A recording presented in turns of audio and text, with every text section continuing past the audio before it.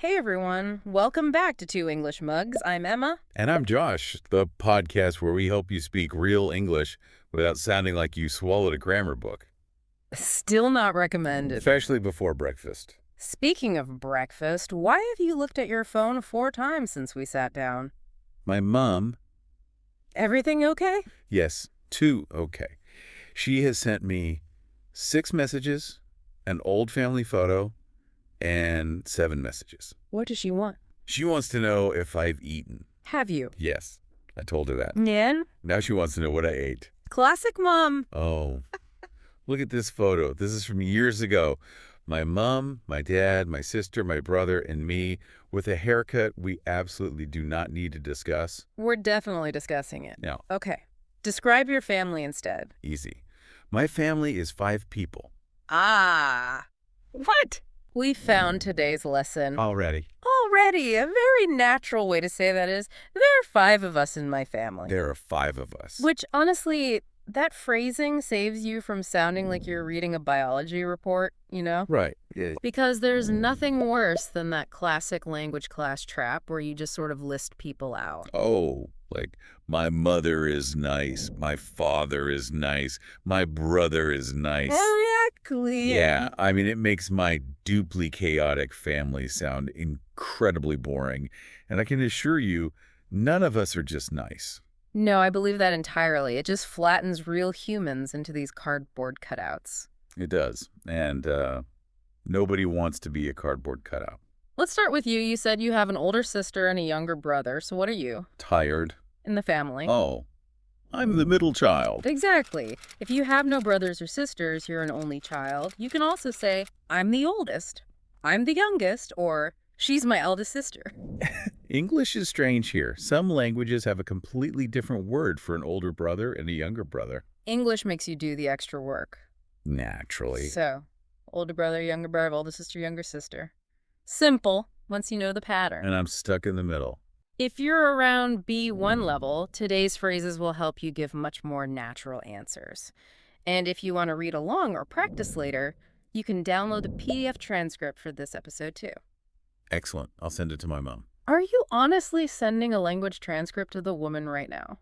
I have to. I mean, it is undeniable proof of life at this point. She needs documentation. Yeah, she needs proof that I am employed, breathing, and completely unable to answer any more questions about my breakfast. Oh man, that is a very heavy burden you are carrying. Has she replied to the silence yet? Let me check. Yeah. Yes. She has now asked why I am not replying. No way! Yeah, it has been exactly 8 minutes since her last message. Well, your phone is gonna melt, but actually, this is a fantastic bridge into our next point. She sounds very caring. Relentlessly caring, yes. Okay, but back it up for me. Prove to me that she is caring. Wait, I have to defend the vocabulary. You do, because this is like the biggest secret to speaking English that people actually want to listen to. Okay, lay it on me. Adjectives, you know, describing words like caring or funny or whatever, they are essentially dead ends in a conversation. Oh, because they don't really give the other person anything to react to. You nailed it.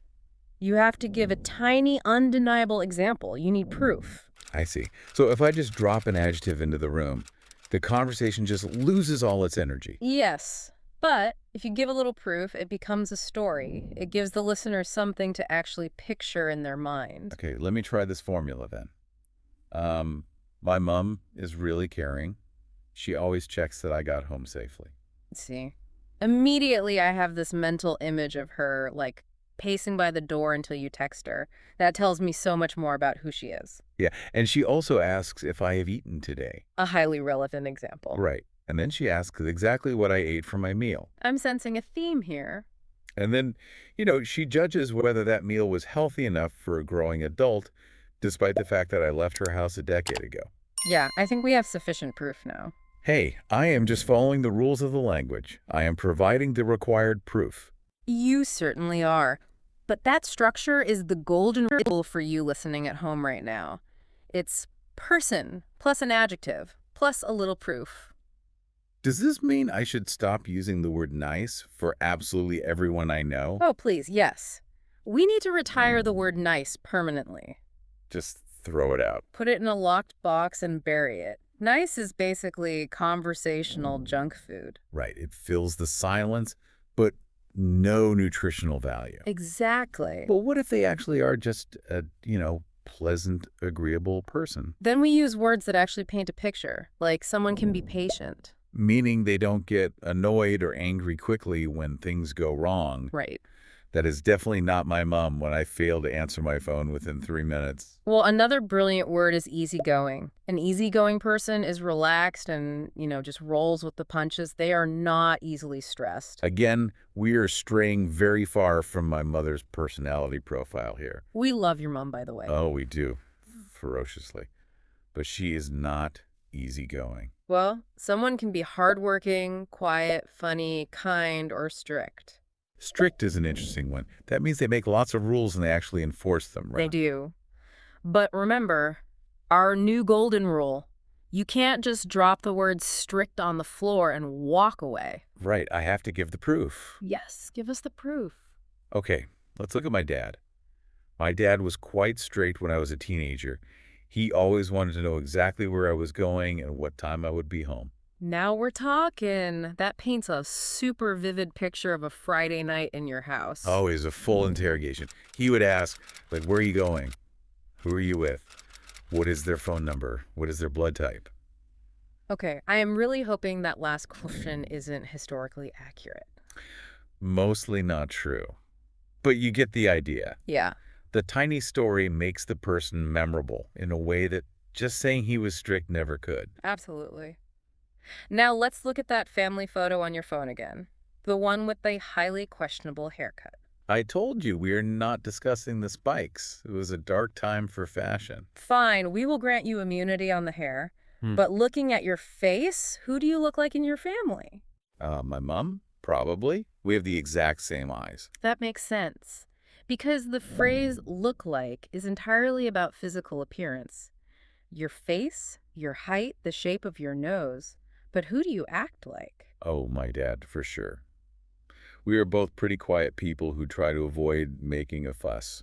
And this is a crucial distinction that trips up a lot of learners. Act like is about your behavior. Right, how you operate in the world. Exactly. So you can comfortably say, I look like my mom, but I act like my dad. That is a very useful sentence structure. It sounds incredibly natural. But wait, why do we need a third phrase? What do you mean? Well, I hear people say take after all the time. Ah, take after. Yeah. Why do we need it? It sounds like I am chasing my father down the street, taking after him. I know it sounds like a police chase, but think of it more like taking a recipe from someone. Recipe. Yeah, if you take after a family member, you took their genetic recipe or their behavioral recipe, and you baked the exact same cake. Oh, wow. Yeah. So you are similar to them in personality, appearance, or both. It is a fantastic umbrella term. So I could say, I take after my dad. We are both quiet. You got it. Does anyone else in your family take after your parents? My sister takes after my mom. Oh. Back it up. Give me the proof. Right, the rule. Okay.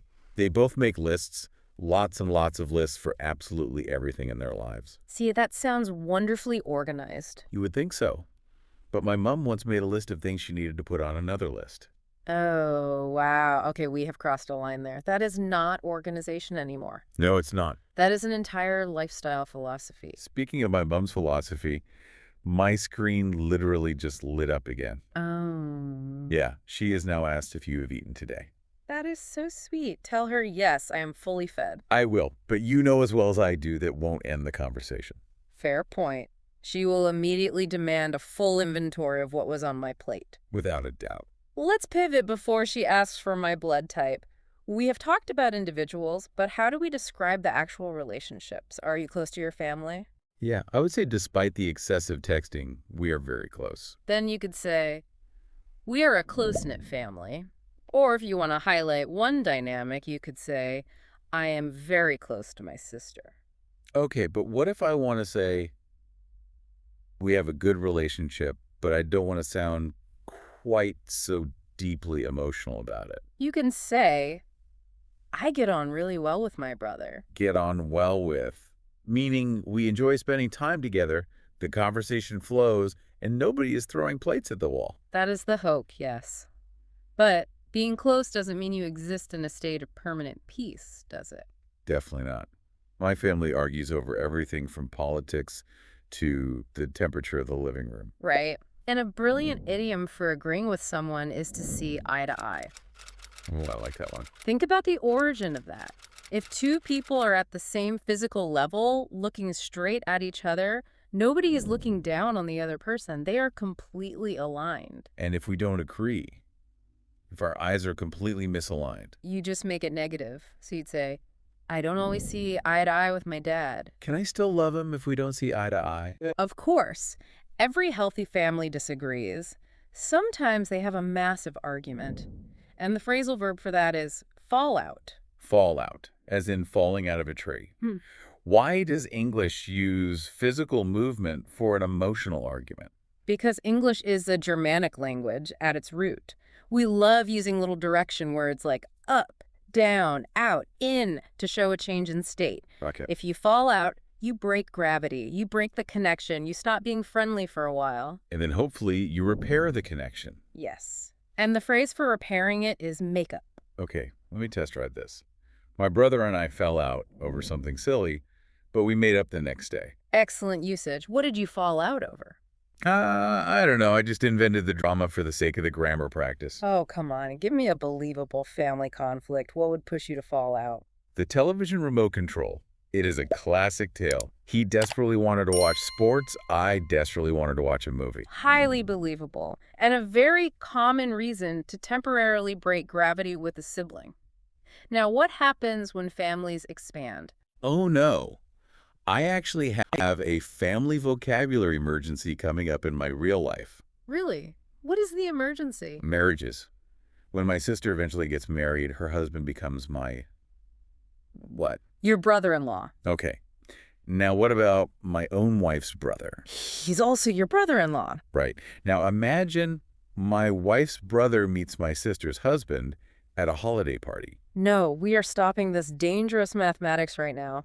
I haven't even asked the question yet. I was going to map out the entire room. I saw the highly confusing word puzzle coming, and I am protecting our audience from a massive headache. Fine. So the pattern is genuinely just adding the words in-law to the normal family vocabulary. Yes. Mother-in-law, father-in-law, sister-in-law, brother-in-law. Simple enough. And there is a fascinating reason why. Hundreds of years ago, this referred to canon law from the church. You were bound to these new people by legal decree, not by blood. Oh, so they are your family, strictly in the eyes of the law. Precisely. And if you want to talk about your wife's parents together? I assume I can just say my in-laws. For example, my in-laws are coming over for dinner this weekend. You assume correctly. Do I have to force a smile when I say that sentence? Well, that entirely depends on your specific in-laws. We make no judgments here. Fair enough. Can I ask something slightly more serious about how we talk about families, though? Always. What is on your mind? Well, when you open any standard English textbook, they always show the exact same family structure on page 1. A mom, a dad, 2 wildly smiling children, and probably a golden retriever sitting on the grass. The perfectly standard, completely fictional textbook family. Exactly. But real families are rarely that simple. So how do we talk about different family shapes without needing complicated advanced English that we haven't learned yet? That is a wonderful question. Real families come in all shapes, and simple, neutral language is always the best path, you might say. My parents are divorced. Or maybe, I live with my mom. Yes, you can say, I have a stepdad, or I have a half-brother, or even just, we don't see my uncle very much. It doesn't need to be dramatic. Simple, factual, and honest. But here is my real concern. Yeah. What if I am practicing English with, like, a guy at a bus stop, and I just do not want to talk about something deeply personal? I don't want to explain my family trauma to a stranger. You absolutely do not have to. You are always the one in control of the conversation. In English-speaking cultures, we highly value polite boundaries. So how do I change the subject politely without being rude? You use a short, friendly deflection. You can say, my family is quite small. What about yours? Turn the spotlight completely back onto them. I like that tactic. It works every time. Because learning a language should never become a trap where you feel forced to tell a stranger your entire family history just to practice past tense verbs. I couldn't agree more. You always choose what you want to share. Okay, my anxiety about bus stop conversations is officially cured. Glad to hear it. Now that we know who is in the family, I want to know what your family actually does when you're all in the same room. We do Sunday lunch. It is completely non-negotiable. Tell me about it using a natural conversational pattern. Every Sunday, we try to have lunch at my parents' house. That right there gives us another fantastic, easy formula to memorize. Every time period, we do an action. So, every Sunday, we have lunch together. Or every Christmas, we visit my grandparents. Every summer, we go to the beach. Yeah, that's it. Or maybe every family dinner, somebody brings up a hilarious memory from childhood. More realistically, every family dinner, somebody says, "Hey, do you remember when you had that terrible haircut?" Ah! We are back to the spiky hair photo on your phone. I knew this would come back to haunt me. I never should have showed you the evidence. But this is exactly why family traditions are so powerful to talk about. Adjectives describe things, but traditions turn facts into stories. That's true. And stories are what keep conversations alive with native speakers. Stories instead of a boring list of nice people. Okay, I have absorbed the lesson. Okay, it is time for a challenge then. Put your phone face down on the couch. My mom will interpret that as a hostile act. It will only take 60 seconds. This is the final test for you. I'm going to ask you about your family, and I want you to synthesize everything we learned today to give me a natural, flowing answer. Are you ready? My heart rate is rising, but yes, I am ready. Tell me about your family. Okay. There are 5 of us in my family. My parents, my older sister, my younger brother, and me. I'm the middle child. We're pretty close-knit, and I get on especially well with my sister. Great momentum. Keep going. She's really caring. For example, she always checks in if she knows I've had an exhausting week at work. I look more like my mom, but I take after my dad because we're both quite quiet. And every Sunday, we try to have lunch together. I genuinely applaud that answer. Did you notice there was absolutely no nice in there? I successfully avoided the junk food. Not a single nice. You painted a wonderful layered picture. I feel like I have levels up today. You really have. Notice what you accomplished. You didn't just rattle off a family tree that belongs in a dull biology book. You gave me a picture of living, breathing people with actual habits and personalities. A colorful picture, not a family tree. I will take that compliment. Now, for you listening at home, it is your turn to build your own answer. What if nobody in their real-life family speaks a word of English? That is completely fine. You can still practice this by yourself out loud while you wash the dishes or walk the dog. Break it down for them. How do they start? Start with our very first phrase.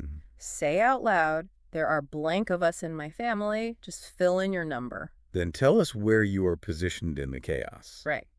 Maybe I have an older sister. Mm-hmm. Or I'm the youngest. Or I'm an only child. Then pick just one single person to describe. Don't overwhelm yourself. Give us the adjective for them and then prove it with a little everyday example, just like the caring mom who checks the food intake. And finally, tell us about the actual dynamic of the relationship. Hey, we're very close. Or we get on really well. Or if it's the honest truth, we don't always see eye to eye. Doing that step by step already sounds so much more human than memorizing flashcards. It really does. Practice stringing those pieces together until it feels comfortable rolling off your tongue. Well, I am ready to cool down when you are. And now, after meeting most of your family today, Entirely against their will, I might add. it is time to slow down our speaking speed. My mug is ready. Let's move into our vocab unwind. Go on, hit me with the deep imagery. I know you have it. Let's start with a close-knit family. This means you have strong, tightly woven, supportive relationships. I want you to picture a thick, knitted winter jumper. Like a heavy sweater made of wool. Yes. Lots of individual threads, completely separate on their own, but all connected tightly together to make one strong garment. Hmm. If you pull them apart, it falls to pieces, but together they are incredibly warm and close. That is a very cozy picture. Yeah. So, we're close knit. We see each other most weekends. You've got it. What is the next phrase we covered? To get on well with someone. Right. This means to have a very easy, frictionless relationship. Historically, getting on meant getting onto a horse or carriage together. But I want you to picture two people sharing a tiny little wooden boat on a lake. Just two people trapped in a very small space holding oars. Yes. If they cooperate, row together, and communicate, the trip is smooth and pleasant, they get on well, they move in the same direction. And if they don't cooperate? It becomes a very wet, very stressful family holiday where someone ends up in the water. Okay, I can see that. Example, I get on really well with my sister. Spot on. Next is take after. This means you are similar to a family member in personality, appearance, or both. Remember our analogy from earlier? The recipe feeling. Yes. Taking their recipe and baking the exact same cake. I take after my dad. We have the exact same dry sense of humor. But I know learners often struggle with when to use look like or act like instead. Because they sound so similar. Right. Here's an easy physical memory trick. Look is for appearance. Your physical eyes look at their physical face. Act is for behavior. How they act on a theater stage. Oh, stage visual helps immensely. I look like my mom, but I act like my dad. Fantastic. And what about when the boat flips over and we inevitably disagree? If you fall out, you argue and break gravity. The relationship becomes unfriendly. If you make up, you repair the relationship. I actually have an analogy for this one. It is just like a home Wi-Fi network. Oh, here we go. Explain your technical genius. When you fall out, it is like the connection is unexpectedly lost, the screen is buffering, the movie stops playing, and everyone in the house is highly frustrated. Then making up. The router resets, connection restored, everything is streaming perfectly again. I honestly hate that I enjoy this modern analogy so much. It works perfectly for the digital age. Give me an example sentence. I fell out with my brother over the remote control, but we made up later when the movie finished buffering. Great. And finally, let's look at the family positions. An only child has no brothers or sisters. A middle child has an older sibling and a younger sibling. Also known universally as the filling in the family sandwich. Two loud pieces of bread squishing you directly in the middle. Finally, we get some accurate middle child representation on this show. So next time someone says, "Tell me about your family," remember that you do not need 20 complicated academic vocabulary words to impress them. Start naturally with the math. There are 5 of us. Then give people a little flavor. Do not just drop a descriptive word and run away. Do not just say she is caring. Tell us exactly why she is caring. Prove it to us. Talk about the actual relationship, whether it is smooth sailing in the boat or whether the Wi-Fi is currently buffering. And if you can, always add a small story or a quirky family tradition. It leaves the listener with a thought to mull over long after the conversation ends. The realization that the words we choose actually shape our memories of our family, not just describe them. You prove that families aren't just perfectly nice, they're beautifully messy. Make us feel like we have actually sat in your living room. That is the ultimate goal. Oh. What now? Has the screen lit up again? Yes. My mom says that you can come for Sunday lunch this weekend. Wow, that is incredibly generous of her. Wait, she also wants to know if you eat enough or if she needs to physically cook extra potatoes to sustain you. There it is. The caring proof in live action. And that's our cue to wrap this up before she started asking about your dietary restrictions. If you enjoyed today's topic, subscribe to 2 English Mugs so you can keep practicing natural, everyday English with us. And if you're watching on YouTube, we'd love to hear from you. Choose one person in your family and describe them in the comments. But remember our new golden rule: don't only give us an adjective. Give us a tiny example too. So please do not write, "My brother is funny." We will reject it. We want more than that. Write something like, "My brother is funny. He tells terrible jokes, and always laughs before he even reaches the end of his own story. That paints a perfect picture. And remember, you can download the PDF transcript if you want to review the phrases and practice building your own family description. And next week, we'll pick another vital topic for daily conversation. See you then. See you there. I should probably answer my mom now before she calls the local authorities.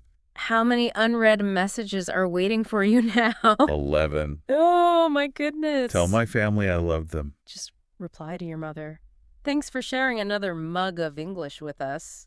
Keep listening, keep speaking, and keep your English cozy. And don't swallow the grammar book. Especially before Sunday lunch. See you next time. Bye.